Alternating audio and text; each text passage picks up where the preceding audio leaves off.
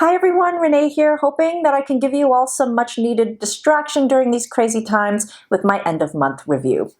Actually, this is really good distraction for me as well, to be talking about beauty.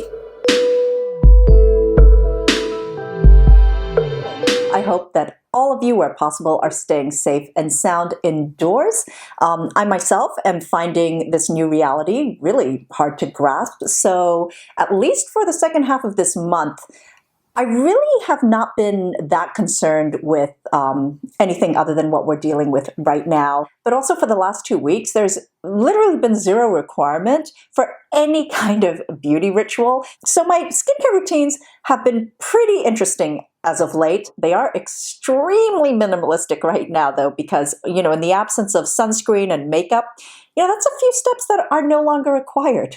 That being said, there have been formulas that have just given me a lot of comfort during this time, as well as some products that I really want to review because a lot of you have been asking for the reviews. So I'm going to start off with a formula that isn't actually new. It just disappeared from my life for a few years because it went through a complete rebranding. And so what it was branded under before just disappeared, and I thought it was just gone. But I recently found it and rediscovered it, and it's back in full force in my routine because this was one of my favorites. I'm talking about Dr. Ceuracle's Royal Vita Propolis 33 Ampoule. This used to be Li Jiham's Vita Propolis Ampoule, and if you watch my video from years back, like from the beginning, then you'll remember that this was in my favorites a couple times. I've always just loved honey as an ingredient. It is one of my favorite comforting humectants, and I can't resist a honey serum. I have tried so many of them that to this day, this is still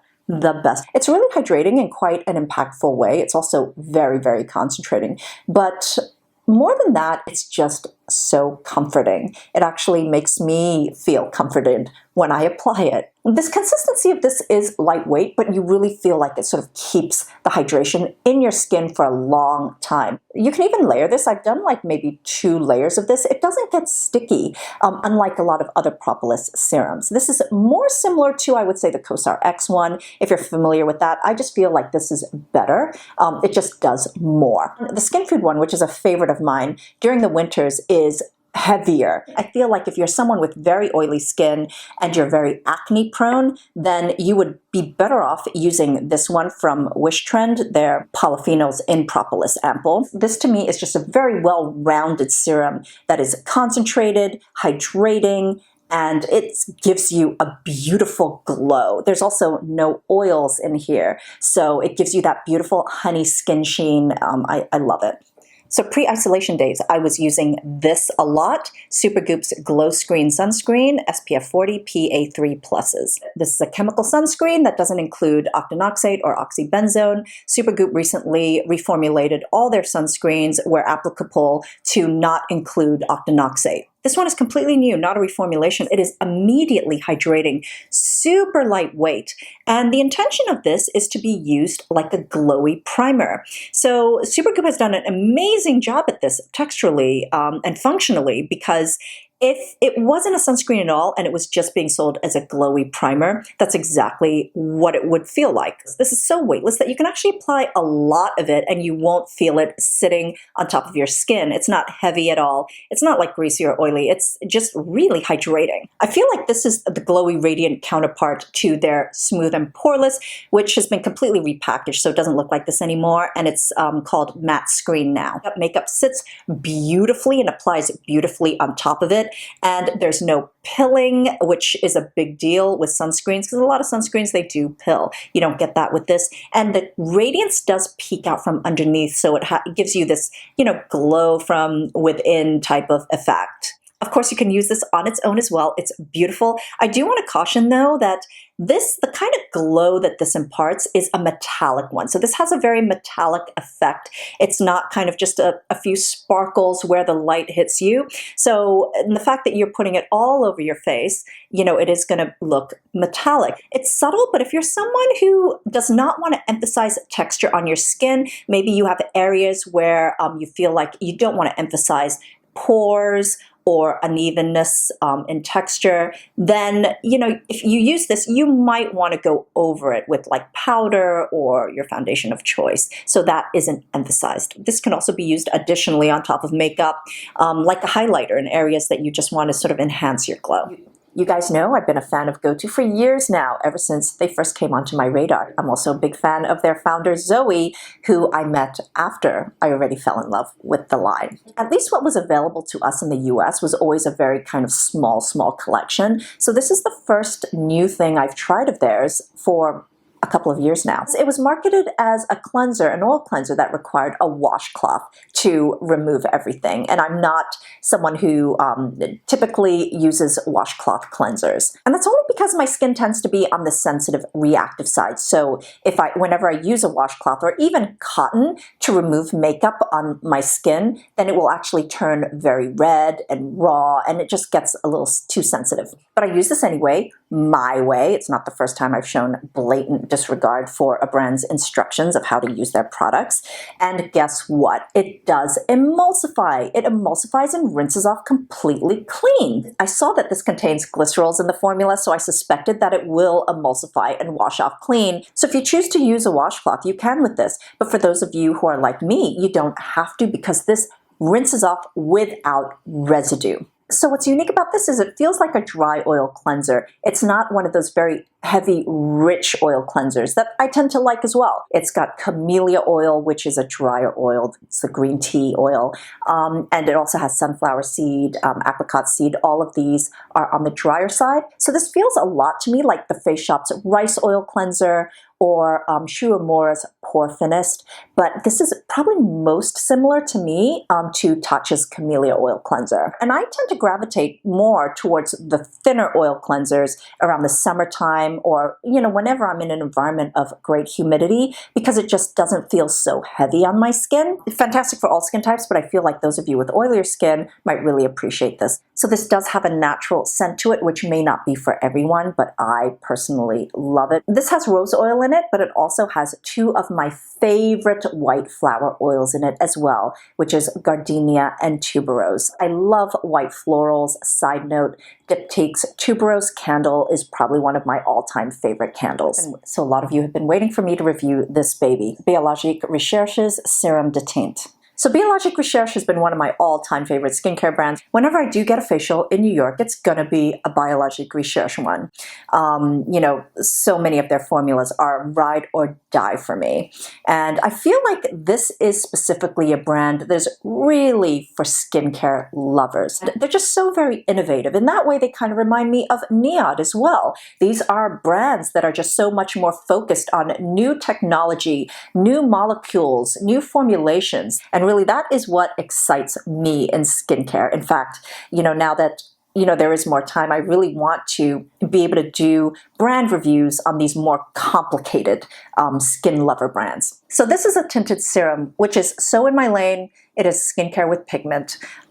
Specifically, this is tinted finishing serum. So I actually love the whole category of finishing serums in Biologique Recherche. So you apply it as the last step of your skincare to seal and protect. It's a protective layer. But what's really great about these serums is that it doesn't feel like an extra layer of skincare because it is so lightweight, weightless, but it does make a difference. I've worn this over sunscreens during the day, but I've also worn this over masks that I just use as moisturizers or overnight. So depending on the serum, they also give a different finish on your skin. So my two favorites are Y'all O2 and VIP O2. So Y'all O2 sort of gives you this beautiful glossy finish. It's not heavy and you don't feel it, but it makes your skin look really nice and glossy, and it really keeps the hydration in. VIP O2, on the other hand, gives the skin a beautiful sort of velvet finish. So this is supposed to be a combination of the two of them, and these are my two favorites. I will say definitely for sure, the finish is very much like the VIP O2. So it just makes everything velvet, but you still have glow. This has taken me a few tries to understand how it really works, and now that I've got it down, I love it. So when I went to the press event for this, the message was very much, don't treat this like a foundation. You need to treat this like a finishing serum. This is ultimately what it is. There are no silicones in this, but I still feel like it applies pretty well on me. Like, it doesn't get streaky, but I apply with my hands. I feel like applying a product like this with your hands is so much easier than applying it with a brush, but also because that is the way I apply my skincare anyway, it's with my hands. The formula does contain film formers though. It really does sort of create this seal on your skin and, protect your skin from the pollutants and the environmental factors and all that kind of stuff. And because of that, I feel like if you do not work quickly, especially if you choose to apply a second layer, you might get some pilling with it. Although I've kind of got my technique down. I apply the first layer with my hands, and if I feel like I want to apply a second layer, I will do so really, really quickly, and I never experience problems with that. I don't feel I need additional complexion makeup over this because, again, I tend to prefer really light coverage anyway. I just want to even things out. I don't want to hide everything. I will use some concealer on areas where I feel I need it, but then, we're good. My most recent purchase was the Dyson Ceuracle. Not expected at all, but I saw it on sale for 25% off at Nordstrom. I was like, I've been really wanting to try this no matter what. I'm always really intrigued and curious about anything, any hair product that Dyson comes out with, only because I have such great love for the Supersonic. I mean, there's no turning back from there. Even though I like to use curling irons, something I mentioned in my last hair video, the Airwrap was absolutely not for me. And straighteners are also not really my thing for a couple of reasons. But, when I heard about the flexi plates, I kind of felt like, well, maybe this might be different. The reason why I don't like straighteners is because I feel like it doesn't really kind of straighten or smooth my hair out as much as just sort of flatten it.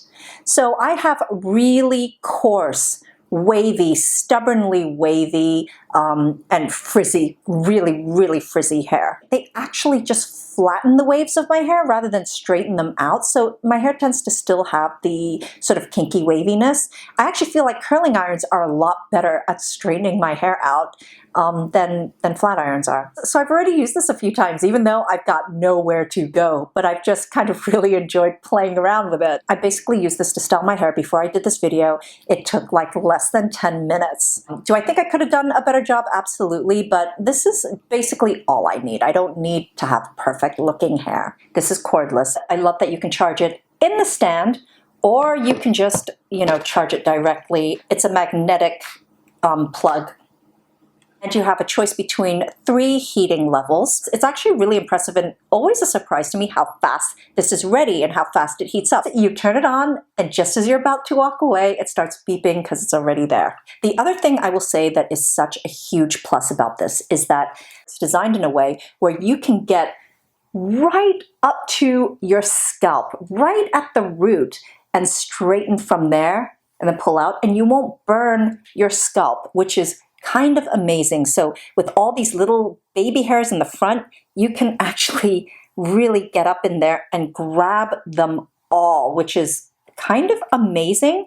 And you can also turn your setting down for when you're trying to straighten out your baby hairs or tame them down, or any kind of flyaways, so you don't burn them sort of more delicate hair. So I tend to use the middle setting, which is 365 degrees. I personally don't really need to do more than 1 pass of this, although at most I will say I do about 2 passes. It takes more than 1 pass or a higher heating setting for me to get the ends to look really, really smooth. But at the same time, I think it's also because your hair's not getting fried with this.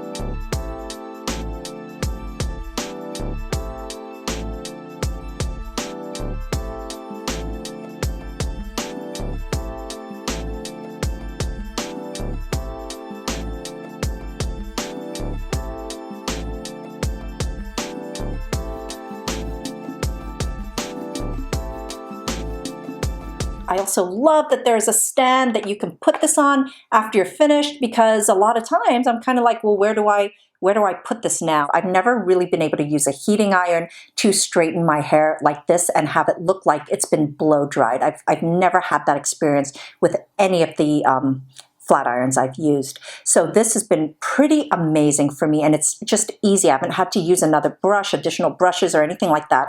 And it's also quick. This was under 10 minutes, this whole thing. So that's it, everyone. Stay safe, and until next time, I'm wishing you great health and skin health. Bye.